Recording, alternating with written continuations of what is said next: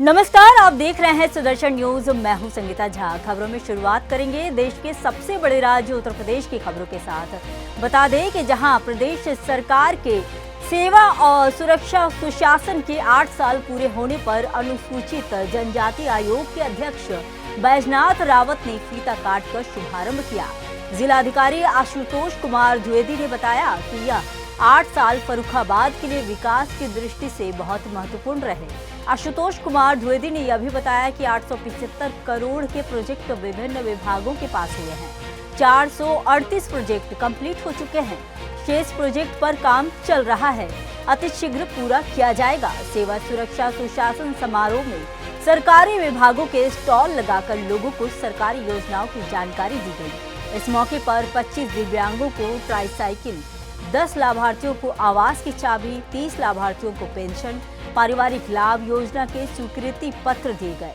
ये माननीय मुख्यमंत्री जी के निर्देश और शासन के आदेश के क्रम में 8 साल के उत्कर्ष की उपलब्धियों के क्रम में 25, 26, 27 3 दिन लोक कल्याणकारी जितने भी काम हुए हैं और उत्तर प्रदेश में इन वर्षों में जो प्रतिमान स्थापित किए हैं उसके बारे में पब्लिक को अवेयर कराने के लिए ये कार्यक्रम चल रहा है। हमारे यहाँ जनपद स्तर पर, ब्लॉक स्तर पर, तहसील स्तर पर और सभी नगरीय निकाय स्तर पर ये कार्यक्रम चल रहा है। जितने भी पब्लिक वेलफेयर स्कीम्स हैं उनके क्या गाइडलाइंस हैं, क्या पात्रता हैं, कौन कौन इससे लाभान्वित हो सकते हैं, उनके बारे में भी बताया जा रहा है। और जो लाभान्वित हो रहे हैं उनको इस अवसर पर वितरित भी कराया जा रहा है। जैसे किसी को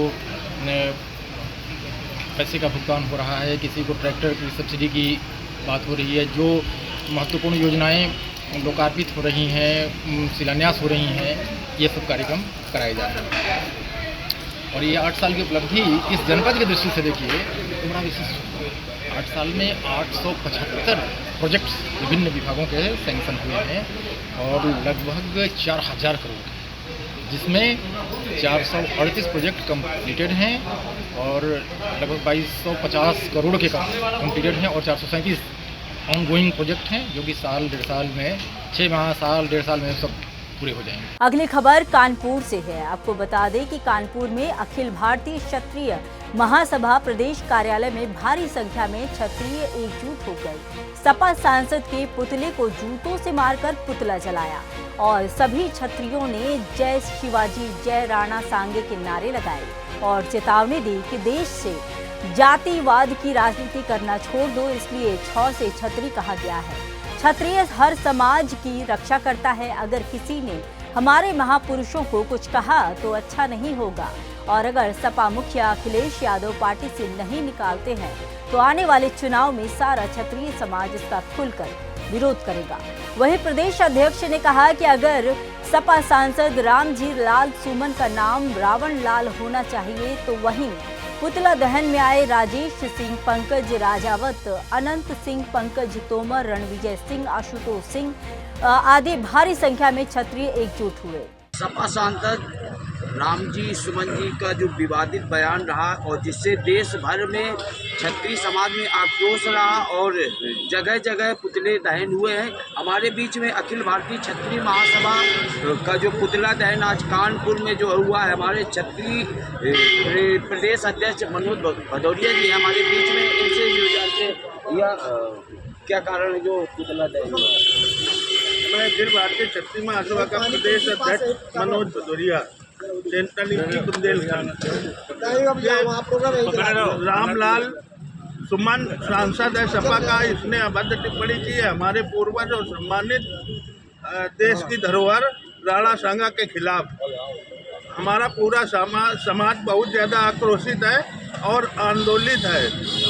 मैं सरकार से अपील करता हूं कि ऐसे इसको राम लाल नहीं, इसका जी भी हटाया जाए और रावण लाल हम कहते हैं, बार बार हम ये कह रहे हैं कि रावण लाल है, इसको रावण लाल कह के पूरा क्षत्रिय समाज फेसबुक में टैग करे। रावण लाल आज से इसका नाम पढ़ा जाए, लिखा जाए। और मैं सरकार से अपील करता हूं, केंद्र सरकार से अपील करता हूं कि ऐसे सांसद की राज्यसभा से सदस्यता खत्म की जाए और ऐसा संदेश दिया जाए, कड़ा संदेश देश के लिए कि कोई भी व्यक्ति ऐसा साहस न कर सके, चाहे जितने बड़े उच्च पद पे हो, कि किसी भी सम्मानित और देश की धरोहरों के खिलाफ एक भी शब्द बोल पावे जो सम्मान के विपरीत है। किसी भी समाज के या वर्ग का कोई भी महान पुरुष है, वो सब पूजनीय देश की धरोहर है, उनके खिलाफ ऐसी अभद्र टिप्पणियां बर्दाश्त नहीं की जाएंगी। हम लोग सारे देश के जितनी सम्मानित धरोहर है, जितने हमारे देश के पूर्वज हैं जिन्होंने देश के लिए बलिदान दिया है और देश का सम्मान जीवित रखा है, सभी का समर्थन करते हैं, सभी को सम्मानित करते हैं, वंदन करते हैं, अभिनंदन करते हैं। और ये जैसे तुच्छ मानसिकता के लोग समाज में विघटनकारी व्यवस्था पैदा करते हैं कि समाज एक दूसरे से युद्ध की स्थिति में आ जाए, ऐसे लोगों को दंडित करना चाहिए। और मैं सपा सरकार के राष्ट्रीय अध्यक्ष से भी ये कहना चाहता हूँ कि ऐसे लोगों को पाले पोसे ना, नहीं तो जो व्यवस्था आपकी ये है और गंभीर होगी और आप समाज से बहुत दूर चले जाएंगे। तो कृपा करके आप ऐसे लोगों को भी अपनी सरकार, अपनी पार्टी से इनको निष्कासित करें, और नहीं निष्कासित करते हैं तो दशा खराब होने वाली है और बुरी दशा होगी, ज़्यादा दशा खराब होगी। तो हमारे बीच में ये अखिल भारतीय क्षत्रिय महासभा के प्रदेश अध्यक्ष जिन्होंने भारी आक्रोश के साथ पुतला दहन किया है, गोविंद शुक्ला के साथ लाखन सिंह सुदर्शन। अब बात करेंगे यूपी के अमरोहा की। अमरोहा जनपद में मनरेगा योजना में बड़ा घोटाला सामने आया। बता दें कि क्रिकेटर मोहम्मद शमी के बहनोई गजनबी व बहन शबीना पर गंभीर आरोप लगे हैं, जहां एमबीबीएस छात्र, ठेकेदार, इंजीनियर समेत पूरे परिवार के मनरेगा जॉब कार्ड बने नजर आए। बड़े पैमाने पर सरकारी धन का दुरुपयोग किया गया है। वहीं जोया ब्लॉक के ग्राम पलोला का पूरा यह मामला बताया जा रहा है। ग्राम पलोला में इस प्रकार से नरेगा के फंड्स को जो है प्रधान ने अपने निजी स्वजनों के खातों में डाला है, तो इसकी जांच अभी टीसी मनरेगा के माध्यम से कराई जाएगी और जो भी दोषी है, चाहे ब्लॉक लेवल से है, चाहे वो कंप्यूटर ऑपरेटर या एपीओ जो भी लेवल से है, तो उससे हम लोग वसूली भी करेंगे और उसके खिलाफ कार्रवाई भी करेंगे।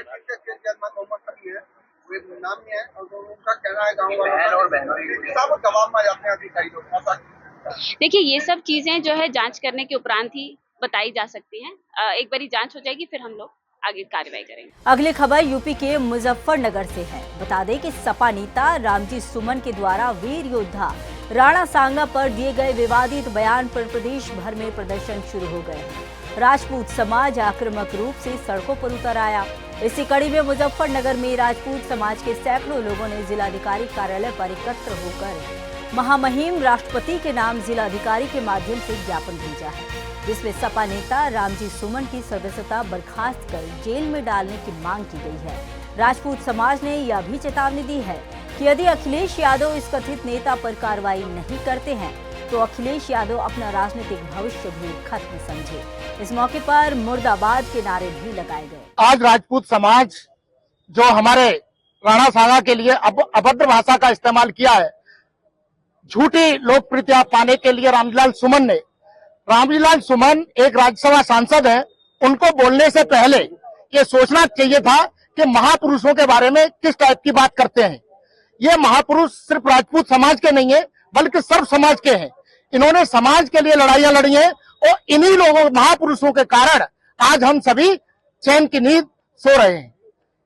उनके खिलाफ महामहिम राष्ट्रपति के नाम डीएम महोदय के माध्यम से ज्ञापन दे रहे हैं कि उनकी सदस्यता समाप्त होनी चाहिए और उनके खिलाफ राजद्रोह का मुकदमा भी कायम होना चाहिए, क्योंकि आगे राजनीतिक पार्टियां कुछ अखिलेश यादव ने अभी तक कोई कार्रवाई नहीं की है। अखिलेश यादव की पार्टी को क्या राजपूत समाज वोट नहीं देता है? मैं उस राजपूत समाज से भी कहना चाहूंगा कि ऐसे राजनीतिक लोगों का बहिष्कार करना चाहिए जो हमारे महापुरुषों के बारे में गलत टिप्पणी करते हैं। एक राज्यसभा सदस्य रामजीलाल सुमन द्वारा हमारे महापुरुषों के खिलाफ भद्र टिप्पणी करी गई है, उसमें हमारे समाज में आक्रोश है और इसके लिए हमने महामहिम राष्ट्रपति को ज्ञापन दिया है द्वारा डीएम के, और हम चाहते हैं कि इसकी सदस्यता ख़त्म करी जाए और उसके खिलाफ कानूनी कार्रवाई कर जेल भेजा जाए। ये समाज बहुत आक्रोशित है और यदि इसमें इसकी पुनरावृत्ति द्वारा किसी ने करी या किसी पार्टी ने करी तो उसका मुंह तोड़ जवाब दिया जाएगा और उसको राजनीति से बाहर का रास्ता दिखाया जाएगा। ये समाज अपने आप में सक्षम है और ये केवल राजपूत समाज के लिए ही नहीं, हिंदुत्व के लिए,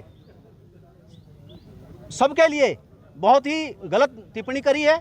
इससे आक्रोशित हैं सब लोग और सब साथ होकर राजनीतिक परिदृश्य में इसे जो है नीचा दिखाने की पूरी कोशिश करी जाएगी और जो सीट इन्हें मिली है, जिसका ने जो घमंड हो रहा है, इनका घमंड चूर हो जाएगा। ये समाज अपने आप में सक्षम है, हर तरह से इसकी लड़ाई लड़ेगा। लगातार टिप्पणियों का एक माहौल सा बनता जा रहा है, क्या कहेंगे? कभी राणा सांगा बोलेगा टिप्पणी, कभी क्या? इसके प्रति हमारी सरकारें जिम्मेदार हैं। उनके पास कानून भी है, उनके पास सब कुछ है, उन्हें अपने कानून का अधिकार का प्रयोग करना चाहिए और ऐसे लोगों को सदस्यता नहीं देनी चाहिए और सदन में भेजने के लिए इनकी जिम्मेदारी है। ऐसे लोगों को ना भेजा जाए जिन्हें जो है इतिहास की जानकारी भी नहीं है और हमारे समाज की जानकारी नहीं है। अखिलेश यादव के मुर्दाबाद के नारे भी लगाए जा रहे हैं। उन्होंने भी उसकी बात का समर्थन करा है, रामजीलाल सोमनकी का, जबकि उन्हें बहिष्कार करना चाहिए था और उन्हें निष्कासित करना चाहिए था और उनकी सदस्यता समाप्त करनी चाहिए। यही हमारी मांग है। अगली खबर जनपद चंदौली से है, जहां लव जिहाद का मामला सामने आया है।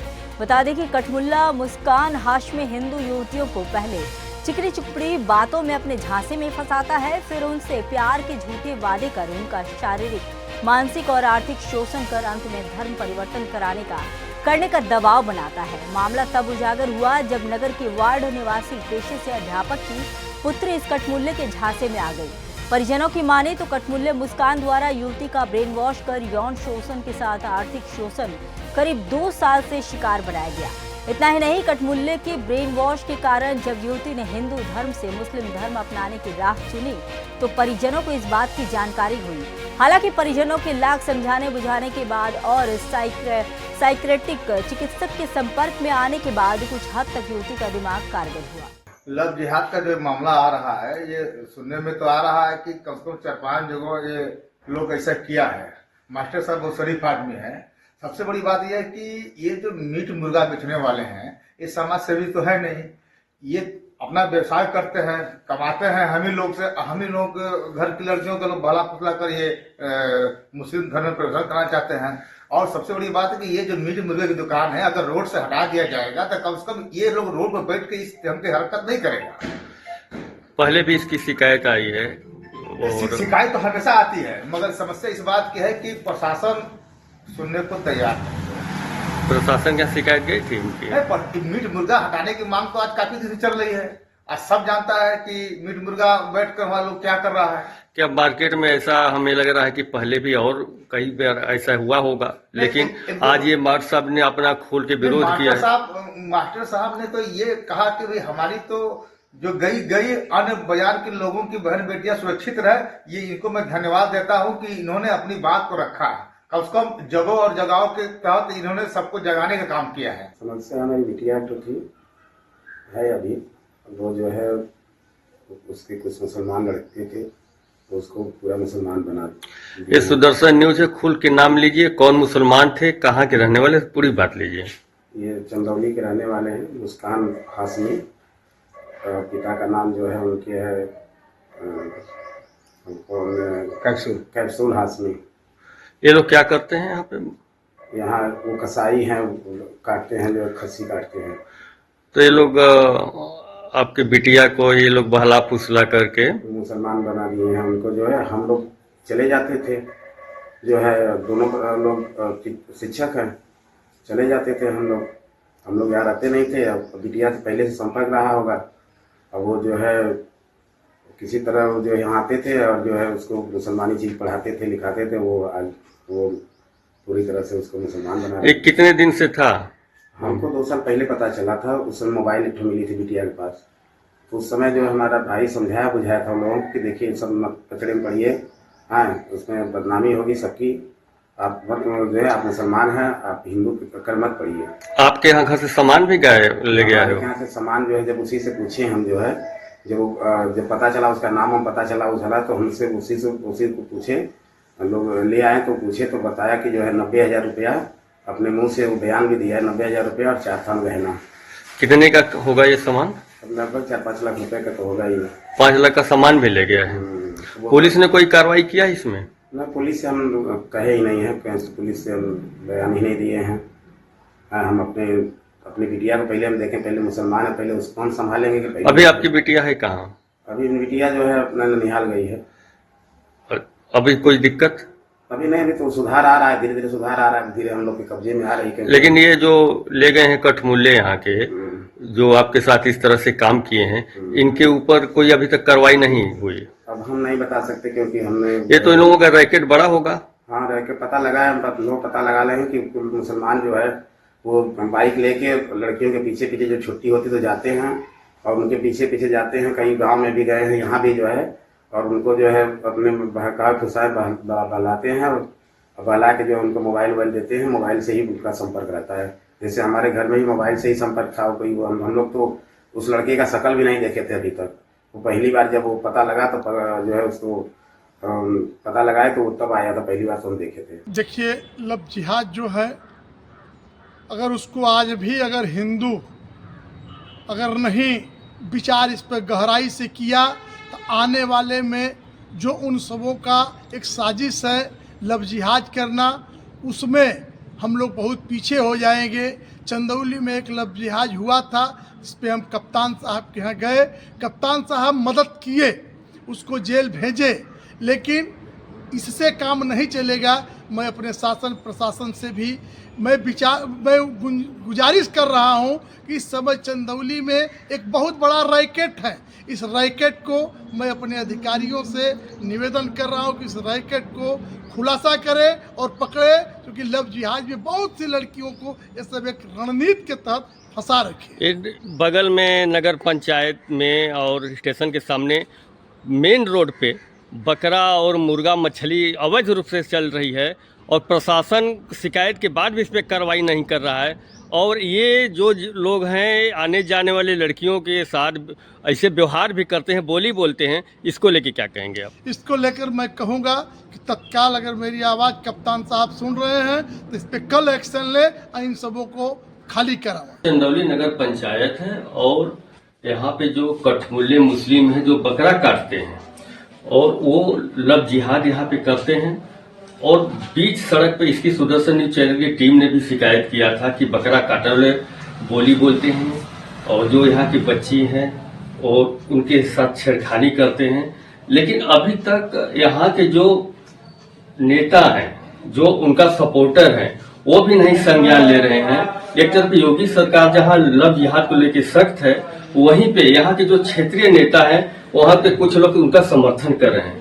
और सबसे बड़ी बात है कि यहाँ पे 2 साल से बेनवास करके एक बच्ची के साथ ये लव जिहाद किया और जब यहाँ के जो परिवार वाले बाहर चले जाते थे तो वो घर पे आता था और यहाँ के जो कम से कम 5 से 6 लाख रुपया लेकर के उसको बहला फुसला करके वो पैसा लेके भी भाग गया है। अभी नगर में घूम रहा है, लेकिन अभी तक वो इतना मनबर है कि अभी तक उसके ऊपर कोई अभी तक कार्रवाई नहीं की गई है।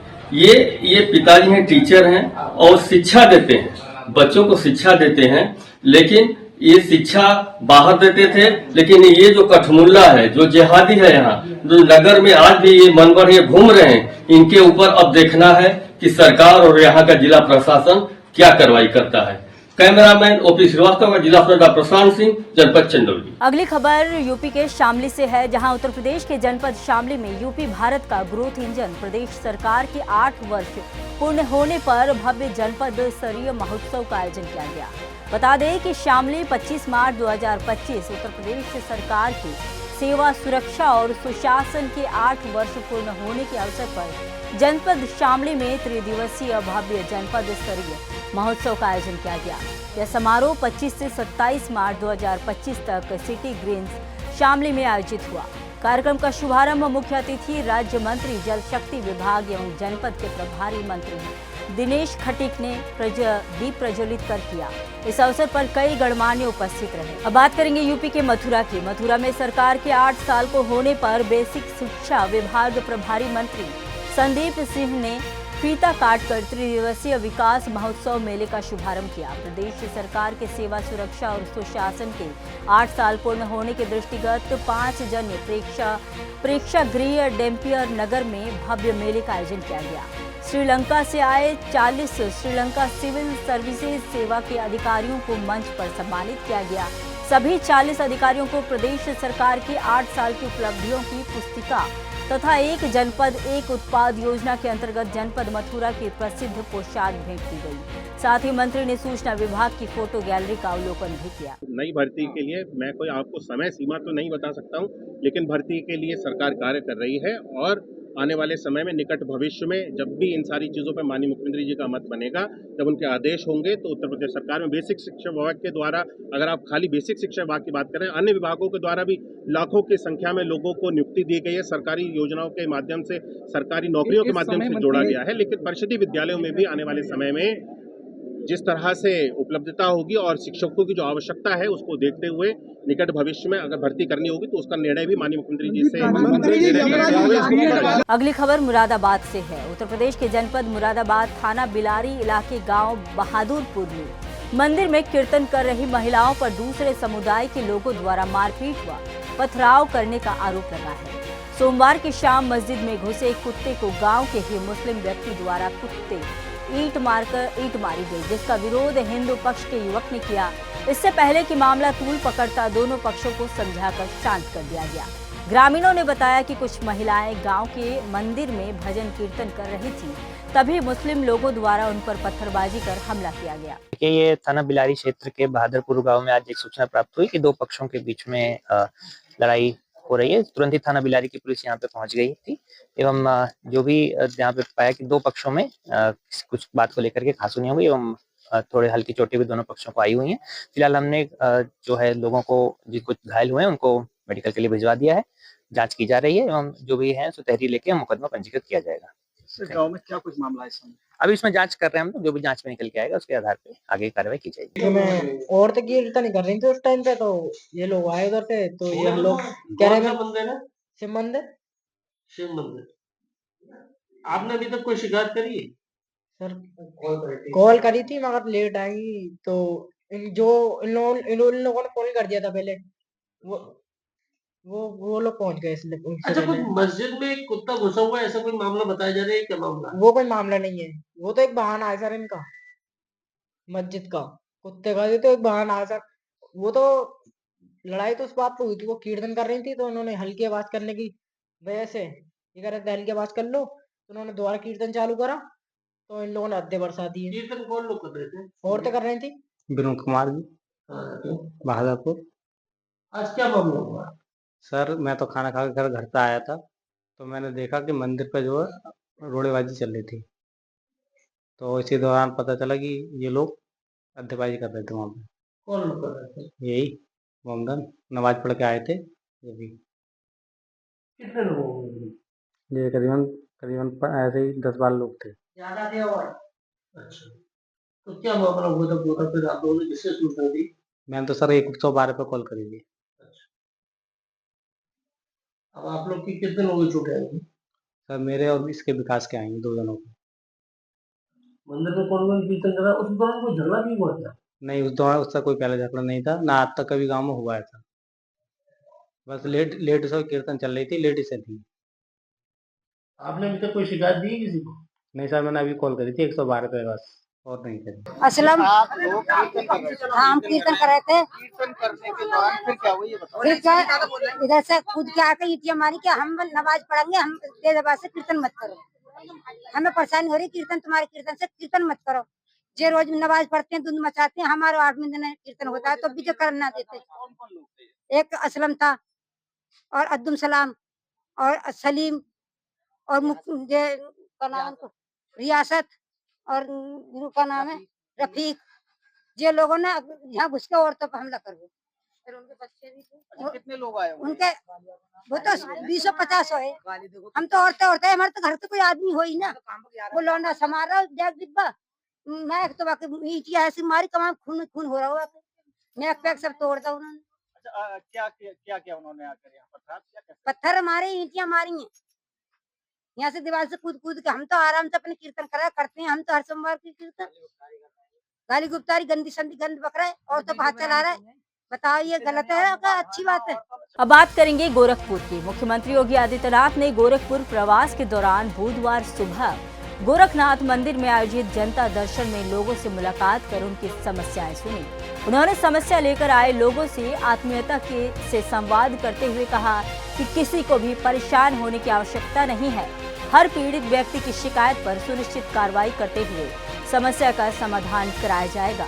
इस दौरान मुख्यमंत्री ने पास में मौजूद अधिकारियों को निर्देशित किया। अगली खबर मथुरा से है। मथुरा में सपा सांसद रामजी लाल सुमन का पुतला दहन किया गया। भरे चौराहे पर शोक सभा आयोजित की गई। बता दें कि सभी हिंदूवादी संगठनों ने मिलकर गोवर्धन चौराहा पर सपा सांसद रामजी लाल सुमन का पुतला दहन कर शोक सभा का आयोजन किया। मौके पर छाया गौतम ने क्या कुछ कहा, आप भी सुनिए। सब लोगों ने देखा होगा कि 2 कौड़ी का सपा का नेता सांसद और वो सदन में जाकर चीखार बक रहा है और चिक्कार बक रहा है और कह रहा है कि राणा सांगा के बारे में कि बाबर से कंपैरिजन कर रहा है। कहता है कि अगर मुसलमानों को तुम बाबर का वंशज कहते हो तो हिंदू भी गद्दार है और हिंदू राणा सांगा की वंशज है। हम बिल्कुल गर्व से कहते हैं हम राणा सांगा के हम वंशज हैं। लेकिन मैं ये कहना चाहती हूँ कि राणा सांगा का इतिहास आप पढ़ के देखो तो तुम्हारी 7 पीढ़ियां कांप जाएंगी। राणा सांगा वो वीर योद्धा मेवाड़ के राजा थे जिन्होंने भी एक आंख खो दी, अपना पैर खो दिया, 80 घाव अपने शरीर पे लेने के बाद ही पराक्रम पर डटे रहे और युद्ध करते रहे। आज अगर हम हिंदुत्व के लिए जिंदा है या हिंदू हमारे पास टैग है और हम हिंदू है तो सिर्फ उनकी वजह से है। तो मैं ये कहना चाहती हूँ कि रामजी लाल जैसे आजकल साड़ी पहन के जो हिजड़े रोडों पे चलते हैं, बाजारों पे चलते हैं, वो हिजड़े नहीं है, वो सम्मानित व्यक्ति है। मैं कहती हूँ सही मायने में हिंदुओं के यहाँ पैदा हुए ऐसे हिजड़े जो जाके हमारे इतने बड़े बड़े वीर योद्धाओं के बारे में टिप्पणी कर देते हैं, सही मायने में ये हिजड़े हैं। तुम अब उनका इतिहास पढ़ते, अपनी पीढ़ियों को पढ़ाते तो तुम गर्व महसूस करते। आज हमने राणा सांगा की वजह से यहाँ पे उनका रामजी लाल का पुतला फूंका है, हमने उनकी अर्थी निकाली है, हमने उनको मृत घोषित कर दिया। जिसकी बुद्धि भ्रष्ट हो चुकी हो, जिसकी आत्मा भ्रष्ट हो चुकी हो, जिसकी आत्मा मर चुकी हो, जिसके संस्कार मर चुके हो, वो हमारे लिए मृत समान है। शोक सभा भी आज हम यहाँ करेंगे, उसका अस्थि विसर्जन भी करेंगे, हमारे लिए मरा हुआ है। और हम रामजी लाल से कोई उम्मीद नहीं करते, वो तो मर गया हमारे लिए। हम चाहते हैं अखिलेश यादव माफी मांगे पूरी भरी समाज में, मीडिया के सामने और उसी सदन में जाके माफी मांगे और कहे कि गलती हो गई। इस तरह के बयान आते हैं, क्या मानसिकता है इन लोगों की रहती है? इनकी मानसिकता हमेशा सनातन को घटाना, सनातन के ऊपर कटाक्ष करना, राजनीति करना। अरे मैं कहती हूँ राजनीति, अगर ये मुद्दे राजनीति हमारे वीर योद्धा पर टिप्पणी करके राजनीति करना चाहते हो तो तुम कौन से नरक में जाओगे? क्या अपनी पीढ़ियों को अब नजर मिलाओगे? कैसी दशा हो जाएगी इस देश की? तो राणा सांगा ने अपने वंशज पैदा किए, हम जैसे लोग, हम जैसा गर्म खून पैदा किया है, जिनको हम आज भी जिंदा मानते हैं। वीर कभी मरते नहीं है, वो आज भी जिंदा है। क्या नाम है? मेरा नाम पवन बाबा, अखिल भारतीय हिंदू महासभा का उपाध्यक्ष। आज दर्शन कर रहे हैं, क्या मामला है? ये रामजी लाल सुमन ने जो बयान दिया था ये बहुत गलत दिया। हम वो गांधी जी के 3 बंदर नहीं है, एक गाल पे खा लिया मतलब दूसरे गाल ले रहे। अब हम रमन लाल सुमन को घर में घुस के मारने वाले आदमी है। अगर रमन लाल सुमन नहीं सुन रहा तो हम बहुत मारेंगे। उन्होंने ऐसा आपको हमारे सनातन धर्म को नीचा दिखाने के लिए कहा है। हम नपुंसक हैं, ये बोला हम नपुंसक है। अरे ये बोला हम नपुंसक है। अरे भाई तू एक बार हमको नौता दे। अगली खबर यूपी के हरदोई से है। शिक्षा माफियाओं के आगे जिला विद्यालय निरीक्षक नतमस्तक है, जहां 5वीं तक की मान्यता पर इंटर तक विद्यालय चलाया जा रहा है। जिला विद्यालय निरीक्षक व शिक्षा मंत्री से शिकायत करने के बावजूद भी नहीं कोई कार्रवाई हुई। वहीं शिकायतकर्ता गौरव को विद्यालय प्रबंधन के द्वारा धमकियां दी जा रही थी। मंडलीय सहायक शिक्षा निदेशक लखनऊ के द्वारा पूर्व में भी कार्रवाई की जा चुकी है। पूरा मामला आरपीके पब्लिक इंटर कॉलेज नेकपुर हातिमपुर विकासखंड बिलग्राम का है। मेरा बेटा पढ़ता है आरपीके स्कूल में, सांडी जो तिराहा स्थित है। श्रीमान जी, मेरे यहाँ दिक्कत यह है कि इनका जो ड्राइवर आता है वो दारू पी के आता है। ठीक, इसके संबंधित हमने कई बार सूचना दी है इसको नरेंद्र कुशवाहा जी जो इसके प्रबंधक हैं। मैंने कहा सर अगर कोई घटना होगी तो आप जिम्मेदारी लेंगे इसकी, ये ड्राइवर दारू वारू पी के आता है वगैरह, होने को कौन टाल सकता है।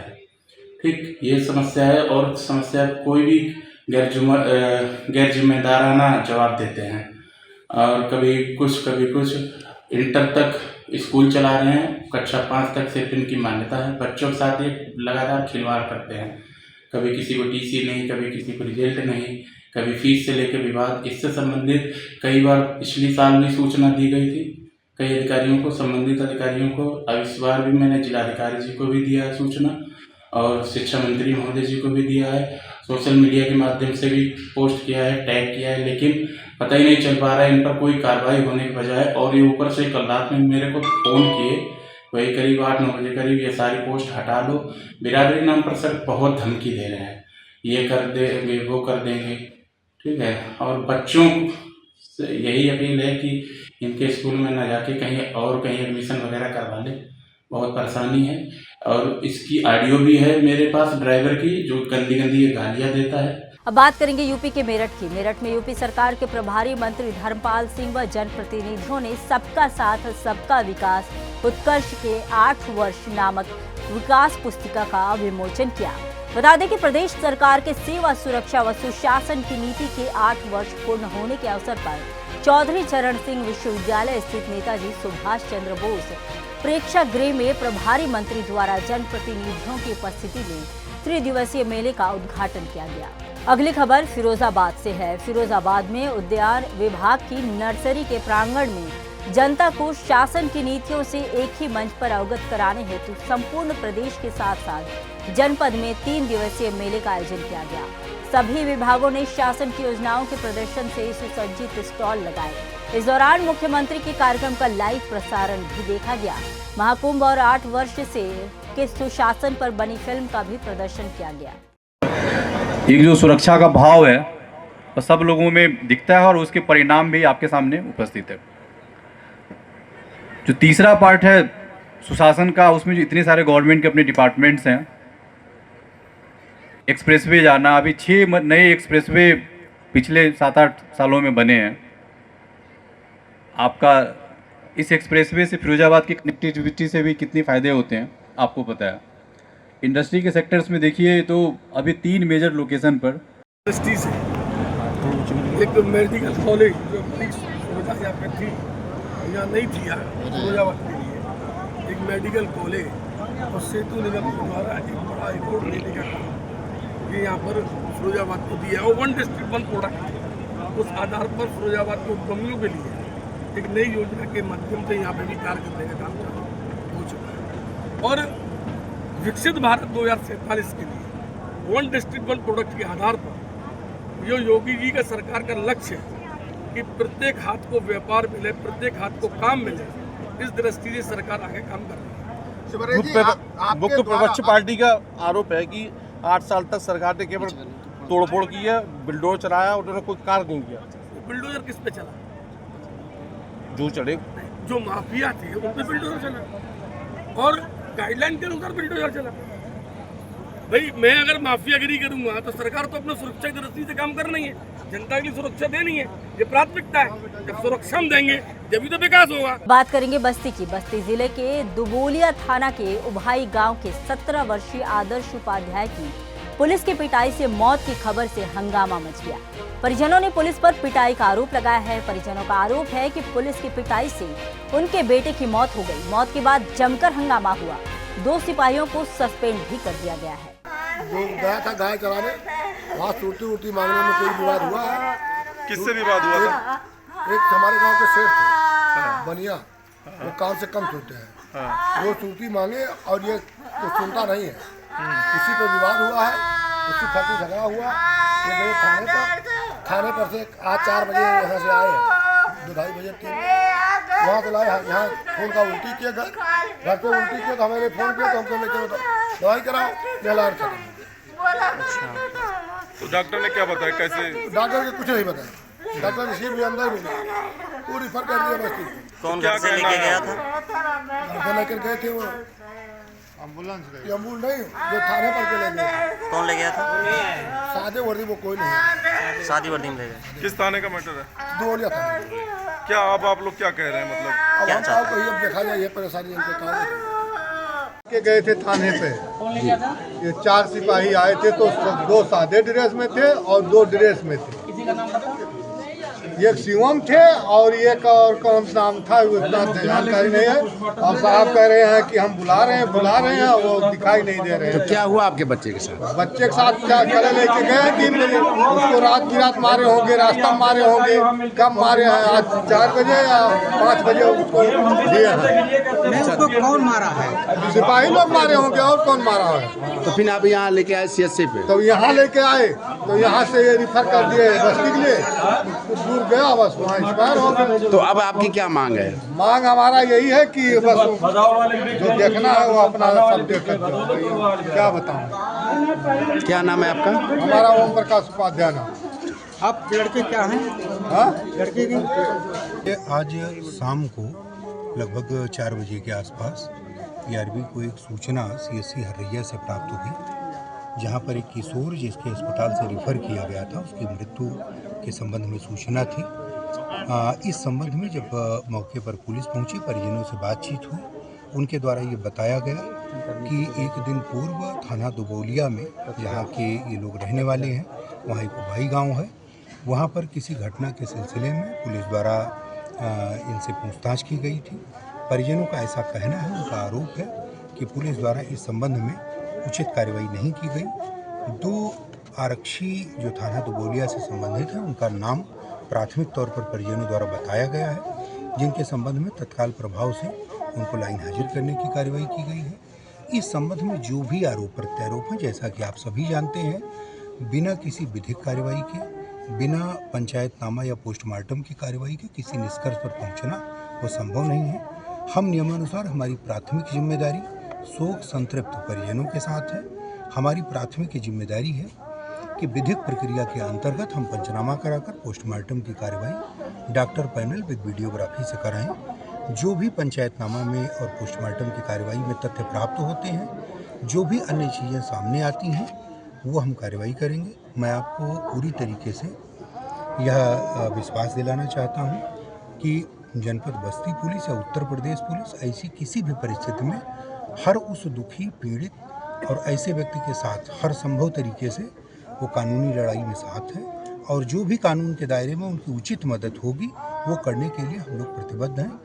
तो निश्चित रूप से इस प्रकरण में भी जो भी तथ्य आएंगे, जो परिजनों का कहना है, हमारी उनसे काफ़ी विस्तृत बातचीत हुई है, जो भी उनका कहना है, जो भी उनके द्वारा तथ्य दिए जाएंगे, पोस्टमार्टम पंचनामा की कार्रवाई में जो चीज़ें सामने आएंगी, उसके आधार पर हम आगे बढ़ेंगे। लेकिन प्राथमिक तौर पर अभी इसमें क्यों मृत्यु हुई, किस कारण से मृत्यु हुई, उस बारे में कोई चीज़ बिना किसी पोस्टमार्टम रिपोर्ट के कह पाना संभव नहीं। परिजनों का आरोप है सर कि रात भर थाने में रखा गया। इन सब विषयों पर नाबालिग है। इन सब विषयों पर हमारी परिजनों से बात हुई है। मैंने उनको कहा है कि जो भी उन्हें बातें कहनी है, जो भी उनके तथ्य हैं, वो प्रोवाइड कराएं सक्षम स्तर से इस पर निर्णय लेकर, और जो भी दोषी होने की स्थिति में जो भी व्यक्ति होगा उसके संबंध में आवश्यक उचित कार्रवाई कराई जाएगी। अब बात करेंगे मध्य प्रदेश के ग्वालियर विकास प्राधिकरण के CEO नरोत्तम भार्गव ने अधीनस्थ अधिकारियों सहित कर्मचारियों की उपस्थिति में जन सुनवाई की। साथ ही कहा कि आम जन की समस्याएं जैसे नामांतरण, लीज रेंट, फ्री होल्ड अतिक्रमण सहित भवन NOC की आम जन की समस्या के लगभग 16 आवेदन प्राप्त हुए, जिनकी समस्या का मौके पर ही निराकरण किया गया। बता दें कि ग्वालियर विकास प्राधिकरण के CEO नरोत्तम भार्गव ने कहा कि आमजन ग्वालियर विकास प्राधिकरण से संबंधित कार्यों के लिए और तत्काल समस्या का निराकरण मौके पर ही करने के निर्देश अधिकारियों को दिए हैं। जन सुनवाई में लगभग 16 आवेदन प्राप्त हुए और सभी लोगों का आज उनमें से 15 का तत्काल निराकरण कर दिया। एक आवेदन थोड़ा कुछ जानकारियाँ अपडेट करना शेष हैं, इसलिए पेंडिंग है, उसे भी इसी सप्ताह में मैं निराकरण कर दूंगा। कि आवेदन हैं जैसे किसी का लीज फ्री होल्ड होना है, या किसी का नामांतरण होना है, या किसी के रिकॉर्ड में कुछ चेंजेज होने हैं, या फौती नामांतरण है, ये जो रूटीन काम है उनकी संख्या है। अन्य कोई बड़ी संख्या में अब आवेदन पेंडिंग नहीं है। अब बात करेंगे गुजरात की। गुजरात के सूरत में हर साल की तरह इस साल भी सूरत शहर के खटोदरा विस्तार में स्थित कम्युनिटी हॉल में राष्ट्रीय तेली साहू महासंगठन दिल्ली के सानिध्य में साहू तेली समाज की आराध्य देवी दिव्य शक्ति मां कर्मा की 1009वीं जयंती समारोह बड़ी हर्षोल्लास के साथ मनाई गई, जिसमें समाज के उच्च पदाधिकारी सहित सामाजिक अग्रणी भी मौजूद रहे। अगली खबर कर्नाटक से है। कर्नाटक के बेलगावी जिले के यमकन मर्डी निर्वाचन क्षेत्र के हुन्नूर गांव में बिजली कटौती की घटना सामने आई, जहां बिजली बिल का भुगतान न करने पर सरकारी भवन का बिजली कनेक्शन काटा गया। हुक्केरी ग्रामीण विद्युत सरकारी समिति से बिजली आपूर्ति स्थगित है और जल संसाधन विभाग के अंतर्गत आने वाले हुन्नूर पर्यटक मंदिर का बिजली कनेक्शन काट दिया गया है। अब बात करेंगे असम की। असम के डिब्रूगढ़ के पत्रकारों ने काला दिवस मनाया, जहां पत्रकार की गिरफ्तारी को लेकर ऊपरी असम के डिब्रूगढ़ में पत्रकारों का विरोध प्रदर्शन देखने को मिल रहा है। बता दें कि गिरफ्तार पत्रकार मजुमदार को जल्द छोड़ने की मांग की जा रही है।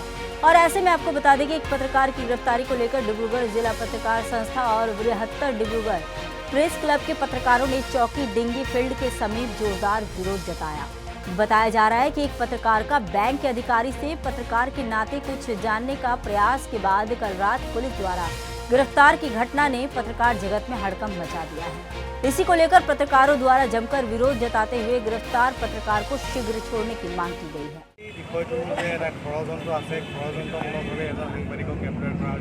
এই কথাটো স্পষ্ট হৈ পৰিছে আৰু এনেধৰণৰ কাৰ্যৰ পৰা এটা কথা স্পষ্ট হৈ পৰিছে যে বৰ্তমানৰ চৰকাৰখনে সাংবাদিকৰ কণ্ঠৰোধ কৰাৰ চেষ্টা কৰিছে আৰু গণতন্ত্ৰৰ প্ৰতি তেওঁলোকে ভাবুকি আনিছে আৰু এই বিষয়বোৰক লৈ আমি ডিব্ৰুগড় জিলা সাংবাদিকৰ বৃহত্তৰ ডিব্ৰুগড় প্ৰেছ ক্লাবে অত্যন্ত উদ্বিগ্ন হৈ পৰিছোঁ। আমাৰ সাংবাদিকৰ নিজৰ নিৰাপত্তাৰ প্ৰতি আমাৰ যে ভাবুকি আহিছে, আমাৰ নিৰাপত্তাৰ প্ৰতি আমি চিন্তিত হৈছোঁ।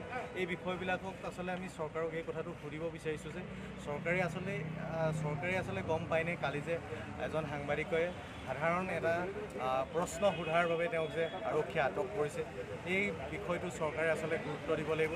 অসমৰ মুখ্যমন্ত্ৰীয়ে এই বিষয়টোৰ প্ৰতি গুৰুত্ব দিয়াৰ প্ৰয়োজন আছে।